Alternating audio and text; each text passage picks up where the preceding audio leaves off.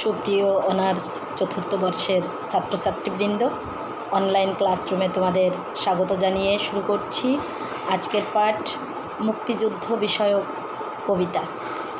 আজকে আমরা কবিতা থেকে প্রশ্ন উত্তর শিখব। মুক্তিযুদ্ধের কবিতা মূলত বাঙালি জাতির আবেগ ও চেতনার শিল্পভাষ্য। পঠিত কবিতার আলোকে মন্তব্যটির যথার্থতা বিচার করো, অথবা মুক্তিযুদ্ধভিত্তিক কবিতার মুক্তিযুদ্ধের আবেগ ও চেতনা কিভাবে এসেছে আলোচনা করো, অথবা মুক্তিযুদ্ধভিত্তিক কবিতা অবলম্বনে স্বাধীনতা চেতনা সম্পর্কিত কবিদের ভাবনা তুলে ধরো। এই ধরনের যে প্রশ্নই আসুক না কেন তোমাদের উত্তরটা করতে হবে এভাবে। আজকে আমি এ বিষয় নিয়ে আলোচনা করছি। প্রিয় শিক্ষার্থীরা, একটু মনোযোগ দিয়ে শুনো। লাখো বাঙালির রক্তে ভেজা শ্যামল বাংলার নরম বৃত্তিকার কোমল বীর সন্তানেরা দিগ্বিজয়ী ছিলেন, তাই না? দিগ্বিজয়ী আত্মত্যাগ ও বীরত্বের ফসল আমাদের স্বাধীনতা মুক্তিযুদ্ধ 1971। এই যুদ্ধ শুধু নিরীহ জনগোষ্ঠীর আত্ম অধিকারের দাবি আদায়ের ফসলই নয়, বরং সুদীর্ঘ শোষণযন্ত্রের প্রতিরোধক হাতিয়ার। এই মুক্তিযুদ্ধ নিয়ে খ্যাতিমান ব্যক্তিরা, ভাস্কর, চারিত্রিক, কবি, নাট্যকার, প্রাবন্ধিক, চলচ্চিত্র নির্মাতা তাদের সৃজনশীলতার উৎসারণ ঘটিয়েছেন। আবুল হাসনাত সম্পাদিত মুক্তিযুদ্ধের কবিতা সংকলন গ্রন্থে মুক্তিযুদ্ধের কবিতাসমূহে বিভিন্ন কবির মুক্তিযুদ্ধ চেতনা, স্বাধীনতা চেতনা ও আবেগের পরিস্ফুরণ ঘটেছে।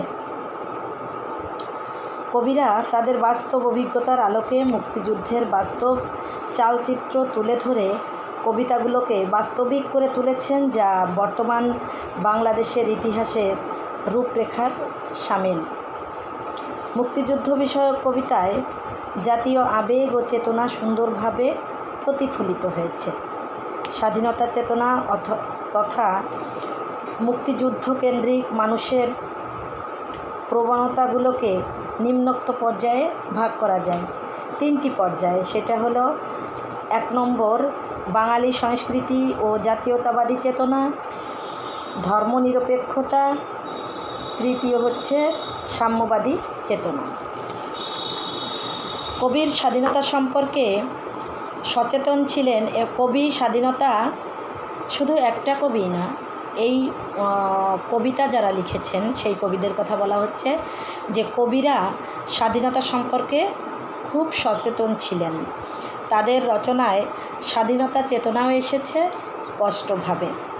1971 সালের রক্তক্ষয়ী যুদ্ধ, যে যুদ্ধ মানুষকে মুক্তি দেবে, পরাধীনতার শৃঙ্খল ভেঙে স্বাধীনতা দেবে, শান্তি দেবে, বাস্তবতা দেবে, আর তাই তাদের কবিতায় বিরাজ করে মুক্তিযুদ্ধের প্রেক্ষিতে বিদ্যমান অনুষঙ্গ, যেমন গণহত্যা, নারী নির্যাতন ও ধ্বংসযজ্ঞের চালচিত্র 1 নম্বর।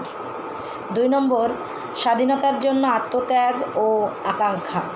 3 নম্বর মুক্তিযুদ্ধে পতাকা ও প্রিয়জন হারানোর বেদনা। আবুল হোসেন 1922 এর কয়েকজন বিদেশি সাংবাদিকতার উদ্দেশ্যে কবিতার মুক্তি চেতনা এসেছে পরোক্ষভাবে। বিদেশি সাংবাদিকরা বাংলাদেশের মুক্তিযুদ্ধকে প্রত্যক্ষ করেছেন, কিন্তু পেশার সাফল্য লাভের জন্য মুক্তিযুদ্ধের প্রসঙ্গ এড়িয়ে গিয়েছেন। তারা মুক্তিযুদ্ধের প্রেক্ষাপটকে কখনো বন্যা, কখনো দুর্ভিক্ষ, কখনো দাঙ্গা বলে অভিহিত করেছেন। কবিতায় পশ্চিমা তথা পাশ্চাত্য দৃষ্টিভঙ্গির ব্যবহার করেছেন।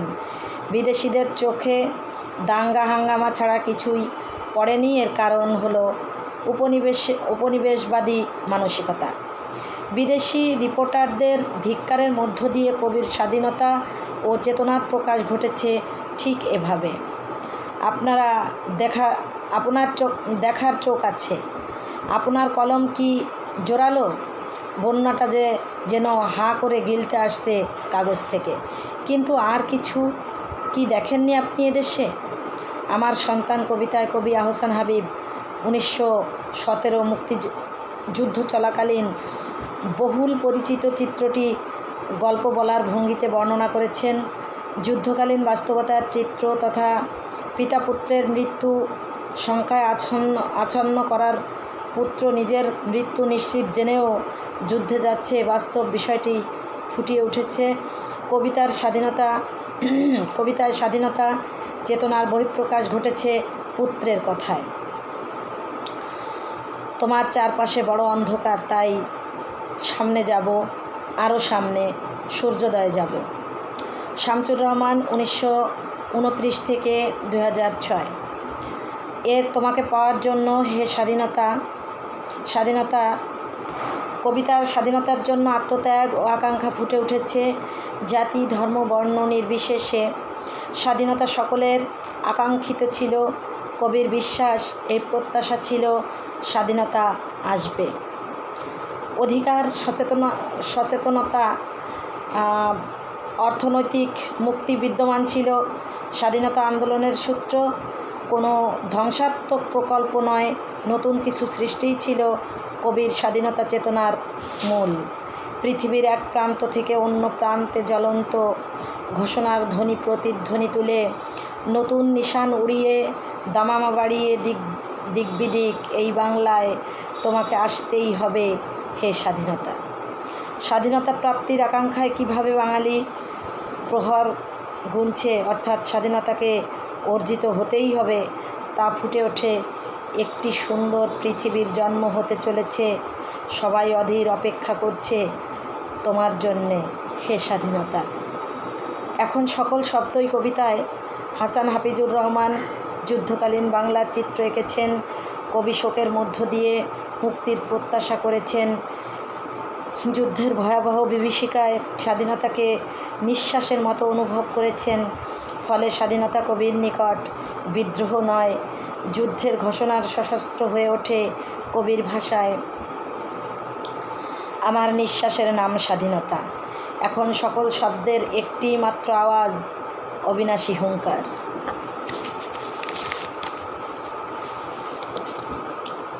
আর কত রক্তের দরকার হবে কবিতায় সৈয়দ শামসুল হক দেশকে জননী রূপে কল্পনা করেছেন। 52 ভাষা আন্দোলন, 1969 গণ অভ্যুত্থান, 1971 মুক্তিযুদ্ধে মুক্তির জন্য বাঙালির ও বাংলার যে আত্মত্যাগ, তাই কবির স্মৃতি থেকে উৎসারিত হয়েছে। বাঙালি যে দীর্ঘ রক্তক্ষয়ী আন্দোলনের মধ্যে বাংলাদেশ নামক দেশের জন্ম দেয়, সেই বিষয়টি লেখক রূপকের অন্তরালে এনেছেন। স্বাধীনতা চেতনা সম্পর্কে কবির কবিতায় দেখি, এখনও জল জ্বলে নয়, লিখলেই মুছে যায় মা। তবে বাঙালি কতটুকু আর কত রক্তের দরকার হয়?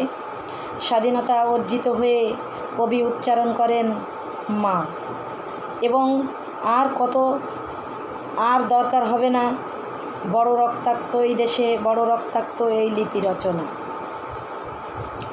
জার্নাল 1971 কবিতায় মোহাম্মদ মনিরুজ্জামান 1936 থেকে 2008, 1971 25শে মার্চের নির্মমতার বাস্তব চিত্রকে তুলে ধরেছেন। আশাবাদী কবি যুদ্ধের বিভীষিকায় বাঙালির জয় দেখেছেন। কবিতায় স্বাধীনতা চেতনার উৎসরণ ঘটেছেন এভাবে: কোথায় পালাবে মুছে যে রক্ত লেখা, এবার যে ও তার বিনাশ সুনিশ্চিত। রফিক আজাদ তার একজন মুক্তিযোদ্ধার আত্মসমর্পণ কবিতায় রোমান্টিক আবহের মাধ্যমে যুদ্ধ ভাবনার প্রকাশ ঘটিয়েছেন। কবিতায় কবি দেশকে প্রেয়সী রূপে কল্পনা করেছেন। প্রেয়সীর কাছে আত্মসমর্পণ করা যায়, শত্রুর কাছে নয়। কবিতার স্বাধীনতার ভাবনার প্রকাশ এভাবে ঘটিয়েছেন: যুদ্ধকালীন সময়ে বাংলাদেশের কাছে আত্মসমর্পণ করা গেলেও পাক হানাদারের নিকট নয়। কবির সচেতনতা বোধের জাগরণ ঘটেছে, কেননা 9 মাসেই আমরা তার কাছে হ্যান্ডস আপ করা কখনো শিখিনি। আরজালির জন্যে দ্বিতীয় গাথা: কবিতায় মোহাম্মদ রফিক শোষণহীন সমাজের প্রত্যাশা করেছেন। যে চেতনায় মুক্তিযুদ্ধ হয়েছিল তা আজ বিপর্যস্ত। যে ব্রাত্যায়জনেরা যুদ্ধ করে দেশ স্বাধীন করেছে তারাই আজ শোষিত। তাই কবি স্বাধীনতার চেতনাকে ছড়িয়ে দিতে বলেছেন, কেননা মুক্তিযুদ্ধের চেতনা এখনও বিলীন হয়নি। সবাইকে কবি জাগার আহ্বান জানিয়েছেন। হয় হাড় থেকে খুলে দিতে হবে চামড়া মাংস, অথবা কঙ্কাল সাজাতে হবে ত্বকে মাংসে রক্তে নালিতে। নির্মলেন্দু গুণ এর আগ্নেয়াস্ত্র কবিতায় স্বাধীনতা চেতনা বুকের ভেতর আগলে রাখা আগ্নেয়াস্ত্রের মতো এবং দ্রুত ছড়িয়ে পড়ার চিত্র অঙ্কিত হয়েছে। এদেশের মানুষ স্বাধীনতা প্রত্যাশী, তারা স্বাধীনতা ব্যতীত অন্য কিছু চায় না। তাই কবি তার হৃদয়কে আগ্নেয়াস্ত্রের সাথে তুলনা করেছেন। যে অস্ত্রের বিনাশ নেই আর সেই হৃদয়ে ধারণ করে স্বাধীনতা চেতনা। কবিতা এভাবে কবি দেখিয়েছেন, কোমল বিদ্রোহী প্রকাশ্যে ফিরছি ঘরে, অথচ আমার সঙ্গে হৃদয়ের মতো মারাত্মক একটি আগ্নেয়াস্ত্র আমি জমা দেইনি। আবুল হাসান 1947 থেকে 1935 তার নচিকেতা কবিতায় দেখাতে চেষ্টা করেছেন মানুষের আত্মা অমর। আর মুক্তিযুদ্ধের চেতনাও যেহেতু সামষ্টিক, তাই এই চেতনা হত্যা করা যায় না। যারা যুদ্ধে চেতনা ধারণ করে তাদের শরীরী মৃত্যু হলেও আত্মিক মৃত্যু সম্ভব নয়। স্বাধীনতা চেতনাকে কেউ খর্ব করতে পারে না। আমি মরি না এই কোনো দিন, কোনো অস্ত্রে আমার আত্মাকে দীর্ণ মারতে পারবে না। বাঙালির জন্মতিথি কবিতায় মোহাম্মদ নুরুল হুদা মুক্তিযোদ্ধার উদ্দেশ্য করে রচনা করেছেন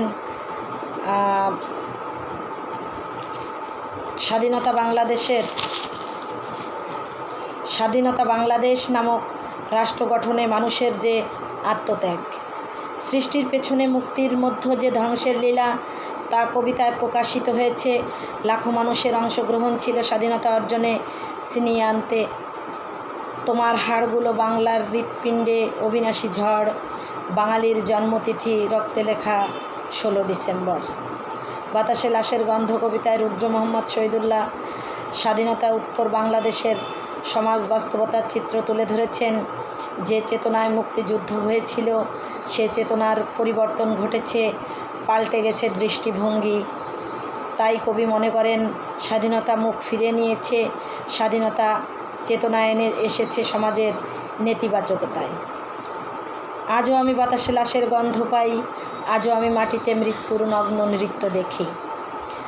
পরিশেষে বলা যায়, মুক্তিযুদ্ধের কবিতাগুলোতে স্বাধীনতা চেতনার ব্যবহার ঘটেছে বিষয় বৈচিত্র্যের বিভিন্নতায়। প্রত্যেক কবি তার নিজ নিজ অভিজ্ঞতায় স্বাধীনতার আকাঙ্ক্ষা করেন, ধারণ করেন, লালন করেন নিজ হৃদয়ে। তো প্রিয় শিক্ষার্থীরা, আজকে এ পর্যন্ত। আগামী দিন অন্য কোনো বিষয় নিয়ে আলোচনা করব। তোমাদের মঙ্গল কামনায় এখানে শেষ করছি।